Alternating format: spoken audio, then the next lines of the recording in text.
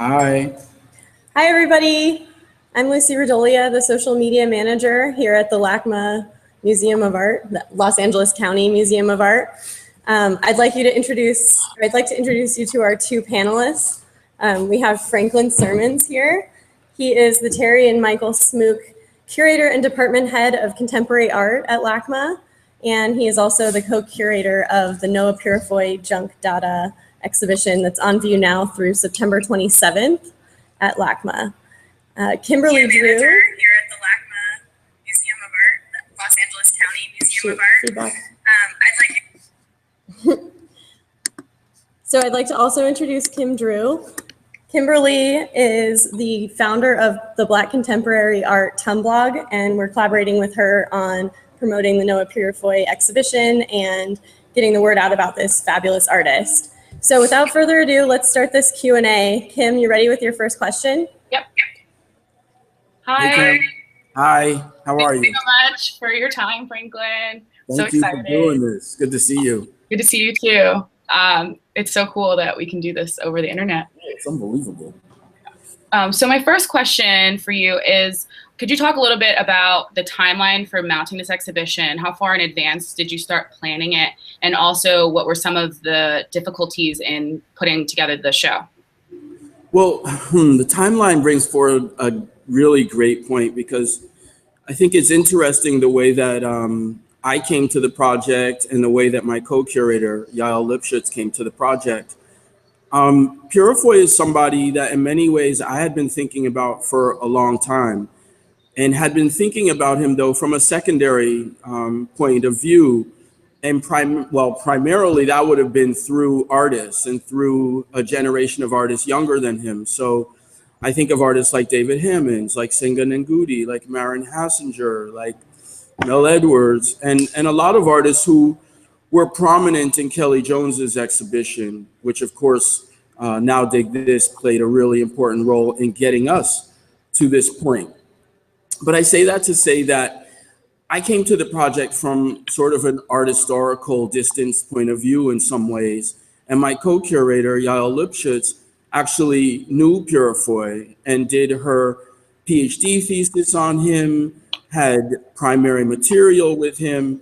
And so we both came to the project from these two, different points of view that I think together made for, I think, a great show. We both could have done this exhibition individually, and it would have had some differences, I think, for both of us. But I think we really, together was the best way to go about this project. So to get to the point of your question, how far back does it go? I don't know. In this case, I think for me, it really goes back to thinking about this exhibition in some form, goes back probably about about 7 years for me. I was at the Manil collection, and an important, I think, note that, we'll probably talk about further is the fact that Purifoy's work in some ways was very early on presented by the curator, Walter Hopps. And so Walter Hopps was the founding director at the Manil collection, at the Manil Foundation. And so it made me, think about things in that context, and in the context of assemblage, and in the context of California, Hopps being born in Eagle Rock and being the curator at the Pasadena Museum of Art. It really made me think about, well, where did he come from in this context? And why was he someone that Hopps found interesting at a point where, I think it's safe to say that Purifoy wasn't exactly a household name in the 60s or even the 70s. So that was a really important sort of foundation for me. I cannot overstate the importance of Kelly's exhibition for Pacific Standard Time. So you had this huge event done by the Getty with their funding, where all of these institutions came together to look at what was happening in Southern California between 1940 and 1970. And Purifoy played a role in no less than, I believe, 4 or 5 of those exhibitions. And you could see how this artist was important to talking about junk, talking about it in the context of art, talking about the idea of innovation, I think, with materials. That is so much a part of his work. You could also see how he was discussed in another really important framework for us in this exhibition, which is activism. And he was a true artist activist. I mean, we're talking about the co-founder and director of the Art Center at Watts Towers. So that was an integral part of everything he did. So Pacific Standard Time, and then to have of those 4 or 5 exhibitions, Kelly's show, Now Dig This, where he played a prominent role. I mean, I saw it here at the Hammer. I didn't see it in New York, but where he played such a prominent role in terms of giving you an overview of where these artists were coming from. And that was, you know, I think after a lot of people saw those exhibitions, it was kind of obvious. It was like, this is someone that needs to be seen monographically. And so working here and being at the County Museum with our director, Michael Govan, it became a reality in a pretty short period of time once after PST. I could also mention the fact that we showed, Christine Kim and I did an exhibition called Human Nature maybe 3 years ago. And we included a work in there by Noah Purifoy called Last Supper.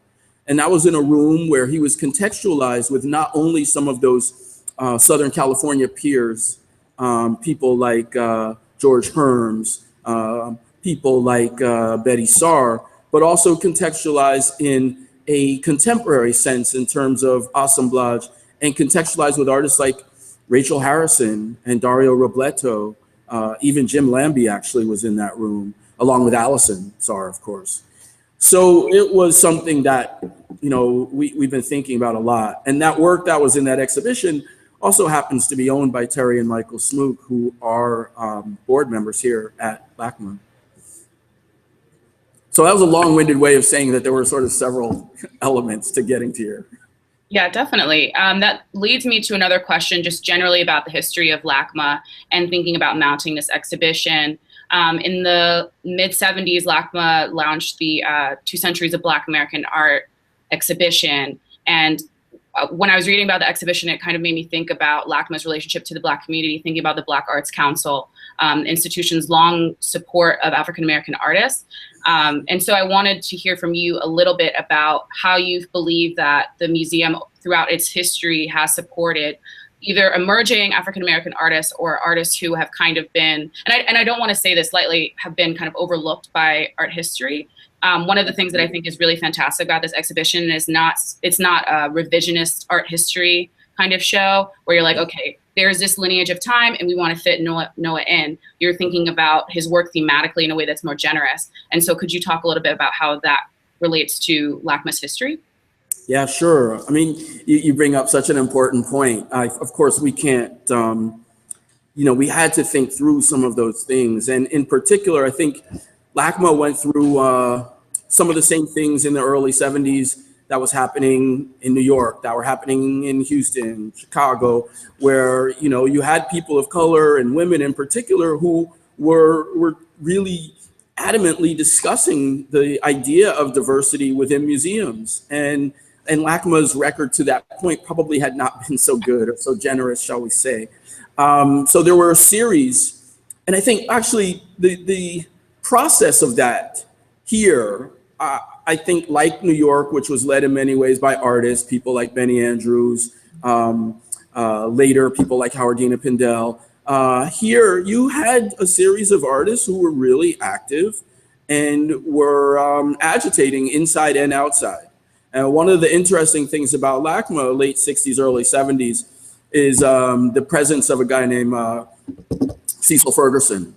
And Cecil worked here in the security department, and then later in the contemporary department, modern and contemporary department, as a curatorial assistant. And he agitated from within to the point of, you know, getting people of color together within the museum and even outside to actually protest what the museum's policies had been to that point. And what resulted from that was what resulted in other places as well. You know, by 1971, I guess the Whitney did their Black show, and LACMA certainly had one of those. We had 3 graphic artists, which showcased different generations, Timothy Washington and David Hammonds from one side, and Charles White from the other. And I can't help but think, in the context of Purifoy, I think of Charles White, and the importance of his presence in LA cannot be overstated. And of course, coming from a different angle, perhaps coming from a more representational angle, as opposed to Purifoy's more abstract side. And I think that presence was really, really important, continues to be felt. So you had that happening, and you had another exhibition called Panorama a couple years later, which was a showcase for a much larger group of artists of color in LA. And then 76, of course, is kind of like the culmination of that conversation with David Driscoll's traveling exhibition. And I forget the many venues that it went to, but Brooklyn Museum, I mean, major. And that show was here. And so that was, historically, I think that is the ground upon which we walk and tread throughout the exhibition. I think it's also interesting to note that in some ways, Purifoy is very much a doer, and is somebody who was working with kids at the Watts Towers Art Center in 1963 and was there when Watts happened in 65. And so it's hard to say and not to show, but I try to think about it in a way. Yael and I tried to address that in the exhibition. We kind of allude to Purifoy potentially being a little bit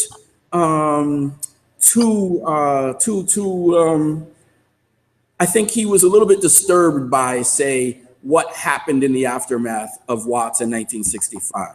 So by the time that you get to 1972 and Panorama, the exhibition that he was in here, he was not the same artist, I'd say, before Watts. And he was definitely disappointed and dismayed at what he saw in the years after Watts. And so his presence then turns to, well, how can I be a truly effective artist activist? And what he does actually is 1973, he actually stops making work for a long period of time, at least not publicly, and becomes really active with the California Arts Council, literally giving away money to artists and organizations that he thought were worthy. And so it's a kind of an interesting space in which he inhabited.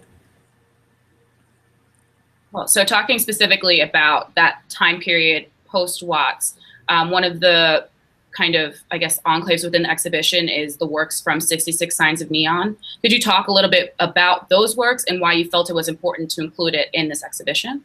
Absolutely. I think 66 Signs of Neon, which was this huge traveling exhibition that traveled between 1966 and 1969, is really, it's sort of the foundation for his work, aesthetically and politically.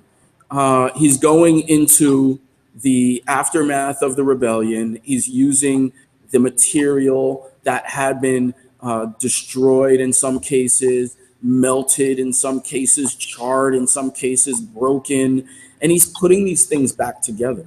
He's literally making something out of, not in this case can we say just nothing, because this material is completely loaded. And he goes in not only by himself, but as a collaborative effort along with several other artists. I think there were 9 total. And some of them are on view in that section of the gallery devoted to 66 Signs. 66 Signs is also the exhibition that Walter Hopps brought to the Washington Gallery of Art in 68 or 69 in DC after he had moved there from Pasadena. It's just the foundation. Aesthetically, it's there. Politically, it's there. It's got everything. And I think it's important, I should go through that reference to Hopps again, because Walter Hopps, and some of the reasons why I think we called the exhibition Junk Dada, stems from a conversation that Hopps had with Purifoy. Purifoy, in my mind, comes from Alabama. He's born in a small town, Snow Hill, 1917. Leaves Alabama, before 1950. I mean, we're talking about a very specific time in American history, a very segregated time, obviously. But he's also, I think, coming from a space that is particularly rich in terms of its cultural heritage and relationship to ideas around culture, ideas around what is art, how do we make art. And so I think he had a sense for what vernacular art was, what folk art might be, and how it related to ideas about art doing something. Like there's this sense of utility that artwork could have, not only an aesthetic quality, but something that was actually there to be used. And so we begin the exhibition with a headboard from 1958. And Purifoy was working with ideas that come straight out of craft, that come straight out of utility, but he makes this incredibly beautiful object that works both as a sculpture and as a relief. And so that's kind of where the exhibition begins. The other reference point is, and I'd say that connected to those ideas of the vernacular, connected to those ideas of making something out of nothing, comes the place of junk and going in and rescuing things. I mean, in a way, of course, later to what Arte Povera would talk about. On the other hand, he comes here. He works first in the LA County Hospital as a social activist. So he came from a social work point of view, the idea that I'm here to serve. And I think he never let that go. Even when he was making art, he believed that the art object could lead us to a dialogue, or it could be a catalyst for something bigger. And, mid-50s, he goes to Chenard, it was called then, which we now know as Cal Arts. And he exposes himself to a lot of different art traditions, not only the ones that he already is aware of, but a more encyclopedic view, and also a much more modern and contemporary view, one that would include the fact of looking at art history and thinking through artists like Marcel Duchamp. And then being in Los Angeles in 1963 when Walter Hopps does his big Marcel Duchamp exhibition, the first one in the United States. And being aware in 1958, I believe it is, the art of assemblage at MoMA. And being aware of Kurt Schwitter's in 1962 at Pasadena, and what Kurt Schwitter's talked about in terms of ideas of overall work, ideas that relate to the Bauhaus, and to this idea that it isn't only about an art object, but it's about an art object, it's about music, it's about dance, it's about this sort of total experience. And I think he took equally from those spaces. So that's what we were trying to allude to in some form with the exhibition's title. So last month was the 50th anniversary of the Watts Rebellion. And I was kind of trolling around Twitter and found this account called Watts Riot 50.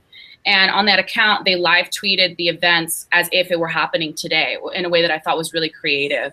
And I was wondering if you could talk a little bit about what you think about social media, and more specifically, what you think about social media as it relates to viewing art or making art or displaying art digitally or in a physical space. I just, I think it's such an integral part of our art experience. And I think it's especially important in the context of an institutional perch, which is what we're doing right here and now. And in the context of what you've been doing, it's adds a whole other dimension to the experience of what might have begun with just a little art object. Mm-hmm. And the conversation goes so much further. Not everybody is going to see every exhibition, but most people can see it online. And I'm so thankful for that. And I do believe that it's a thought. I mean, there's no way around it. I think it gets into the way that we look at exhibitions curatorially. I mean, I'm staring at a wall right now with one work on a pedestal called Sir Watts 2 to the left of the title. And, it's set up as a image that in some ways you could say that it's what we've done throughout time. It's what curators do. We want to set up the best sort of visual experience, the best visual image. And that's kind of what people are trying to do, I think, on an online experience as well. So to me, it's completely integral and related. And in light of that specific feed that you were referring to, we also held on opening weekend, our panel was dedicated to Watts and to thinking through those things and to the unfortunate reality that so much of what has happened in this past year has had eerie sort of resonance with what happened there. Mm-hmm. Absolutely. Yeah, I think a lot about Purifoy and how, especially thinking about Dadaism and thinking about artwork after a war-like scenario, and how social media kind of speeds up that process. Yes. It totally, I think, relates to the exhibition and just thinking about his life. But anyway, so my last question for you is, so for me, I haven't actually seen the show, sadly. I haven't been to Los Angeles at all yet. But I'm there right now. But I was just wondering, I mean, I think about when you're not able to see a show, like you said, thinking about social media, you kind of know shows through images, shows through reviews. You kind of also, there's this oral tradition that's really lovely that happens as well. And Absolutely. So I was wondering, Yeah. So I was wondering if you kind of had a last anecdote for people who are watching this hangout or are learning the exhibition through images, what one major takeaway or, go on, but what you think the good points of takeaway are for the community who experiences this through varying media. I think one of the important things, and I guess it's at the core of what we were trying to do, and using objects and in some cases using archival material to carry forward a sort of story of the exhibition, is really just the embodiment of art that does something, the embodiment of art and activism in an artist who was born in 1917. So it's not something that's brand new, it's something that has been there. And as you said, with the reference to even thinking about the aftermath of World War I, and I have to say that, we have New Objectivity exhibition opening this week or next week, which is concretely about that space. I have to think that the biggest takeaway for me has really been like how this person created a space in which to learn and teach through consummate craft and through the making of art objects. And it was always part and parcel of a much bigger experience, the same way that we are giving another platform here in talking to you.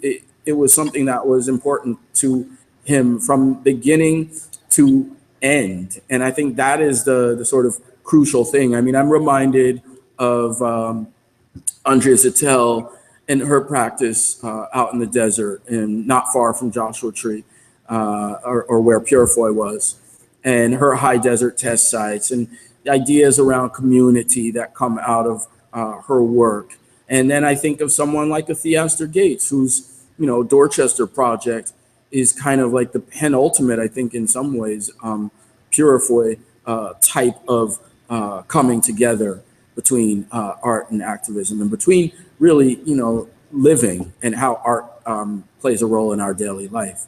And for me, that's the biggest thing. And Yael and I tried to suggest that in a small room that I think we both wasn't sure how it was going to work, but in the end, I think it did. And we blew up this huge photo mural, which showed you a picture of the aftermath of the Watts Rebellion in 1965.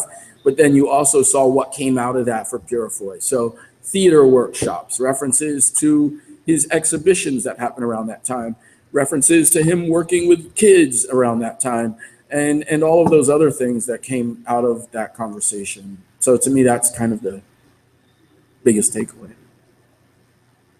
Great. Thank you. Thank you. Done with our hangout today. Thank you, everybody, for tuning in. Thank you, Franklin, for participating, and thank you, Kim, for writing these wonderful questions and getting this conversation started. So we'll see everybody next time. Thanks, Bye, everyone. Lucy. Thanks, Lucy.